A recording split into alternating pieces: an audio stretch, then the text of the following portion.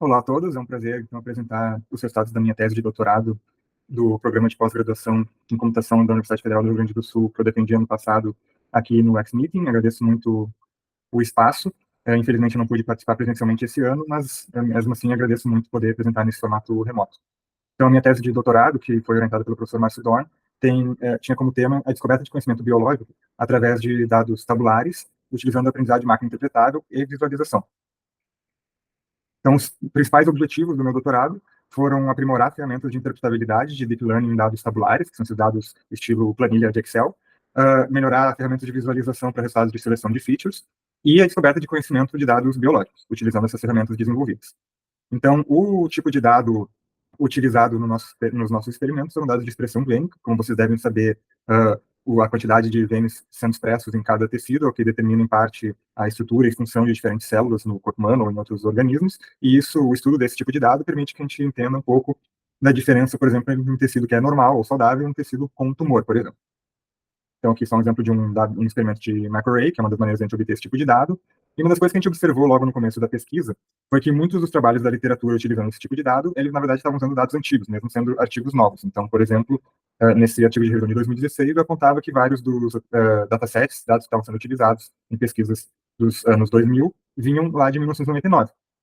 Então, a gente resolveu fazer uma pesquisa por conta própria para fazer essa revisão e verificar se isso realmente era o caso. A gente revisou mais de 1.000 artigos manualmente, já observou alguns problemas nesses artigos de seleção de atributos utilizando dados de expressão gênica, por exemplo, que um terço deles fazia apenas citações indiretas, mas o mais interessante foi observar como esses artigos utilizam datasets antigos. Então, 40% das publicações entre 2010 e 2020 nesse tema, por exemplo, utilizavam o dataset de leucemia do Gold et al., que é de 1999. Essa tendência se manteve constante ao longo dos anos avaliados, mas o mais interessante é ver esse gráfico aqui, que mostra que entre 2010 e 2020, realmente, o ano de publicação dos datasets, dos artigos avaliados está no X, a idade do dataset está no Y, e o que a gente pode ver é uma clara tendência, mesmo artigo saindo em 2020, de usar datasets lá dos anos 2002 a 1999. Qual que é o problema disso? É que esses datasets são datasets antigos, que surgiram antes de vários avanços tecnológicos, por exemplo, antes mesmo da conclusão do projeto Genoma, de outras ferramentas para obtenção desses datasets, ferramentas da Illumina, Agilent, etc. E a gente viu também que esses datasets têm samples que são classificados erroneamente, tamanhos que já são muito pequenos para o que a gente tem hoje em dia, entre outros problemas. Então, a gente fez uma série de recomendações a respeito desses datasets, mas o principal que a gente também ofereceu publicamente é o Curated Microarray Database, que é o CUMIDA, que é um database público de dados de microarranjo para quem quer fazer pesquisa com seleção de atributos ou aprendizado de máquina poder usar diretamente disponível nesse site ali. Então, ele foi disponibilizado nesse artigo também, aqui os artigos com os nossos resultados.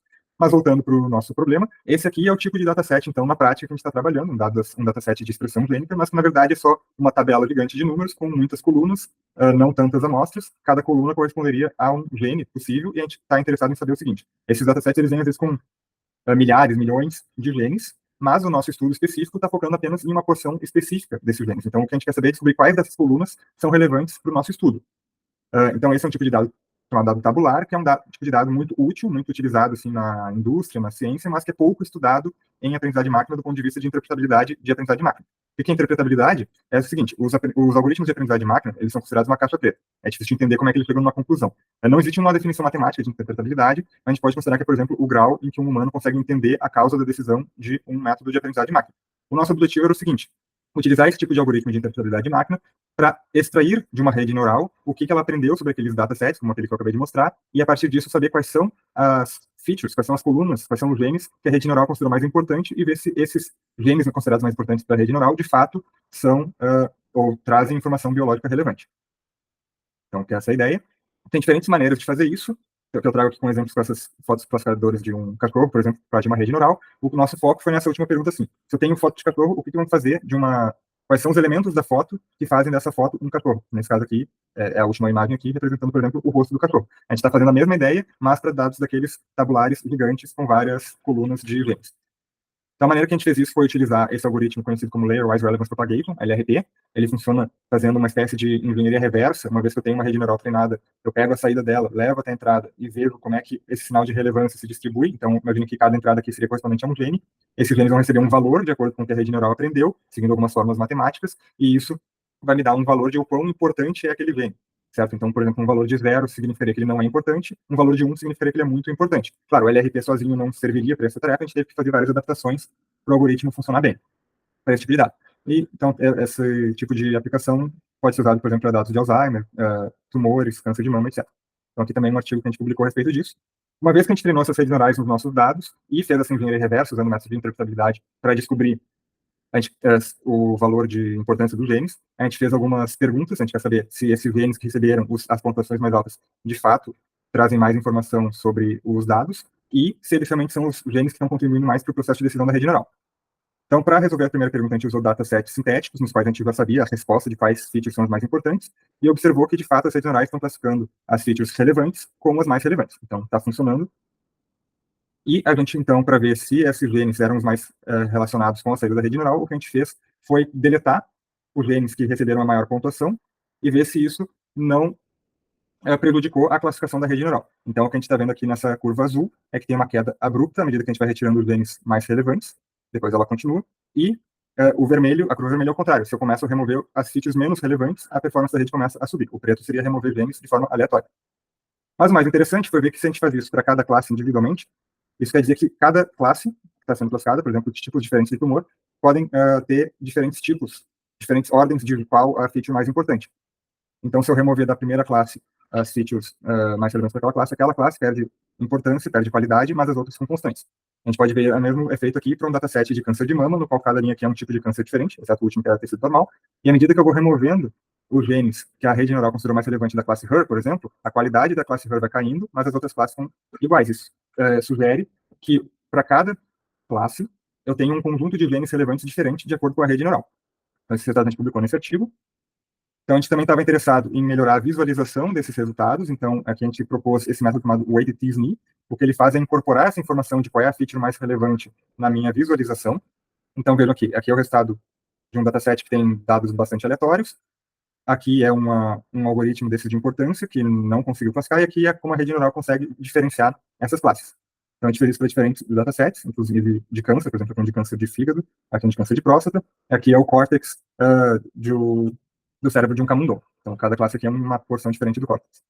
Isso funciona para tarefas de regressão também. Uma coisa interessante que a gente viu é que essa ferramenta permitiu identificar, por exemplo, uma amostra que estava possivelmente classificada de forma errada num dataset de câncer de fígado. Então, aqui os pontos em vermelho são câncer de fígado, pontos em azul são saudáveis. A gente pode ver que tem no dataset, se a gente está usando a visualização normal do dataset puro, a gente não consegue diferenciar os pontos, certo? Eles estão todos misturados. Mas a partir do momento que a gente incorpora aquela informação de relevância, segundo, por exemplo, a rede neural, a gente vê duas classes emergindo, mas a gente vê que tem um ponto vermelhinho aqui no meio dos azuis. Esse ponto vermelho aqui provavelmente foi um tecido que estava na periferia, a gente verificou isso no dataset, um ponto que estava na periferia das duas classes e pode ter sido contaminado, por isso ele aparece aqui junto com os outros. Uma outra coisa que a gente pode ver é as diferentes etapas durante o treinamento da rede neural, à medida que ela vai aprendendo a dizer quais são as colunas, quais são os features mais importantes, essas classes estão se distinguindo ao longo do treinamento. Então, aqui é para um dataset sintético, e aqui, de novo, para aquele dataset do camundongo, do cérebro do camundongo, começa tudo misturado, e à medida que a rede neural vai aprendendo, vão se separando as classes. Então, a gente também apresentou isso aqui num pôster.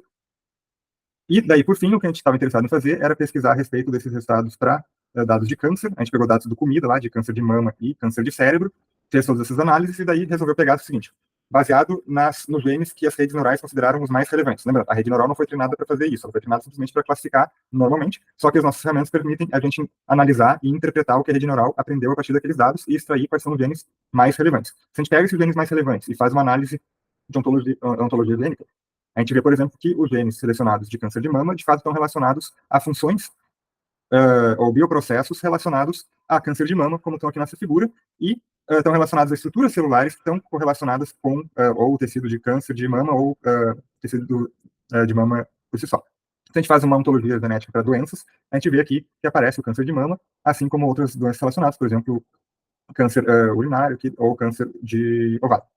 A gente viu os mesmos resultados para o câncer de cérebro, claro que daí com estruturas ou bioprocessos relacionados ao câncer de cérebro, por exemplo, dendritos aqui, sinapses, produção neuronal, etc.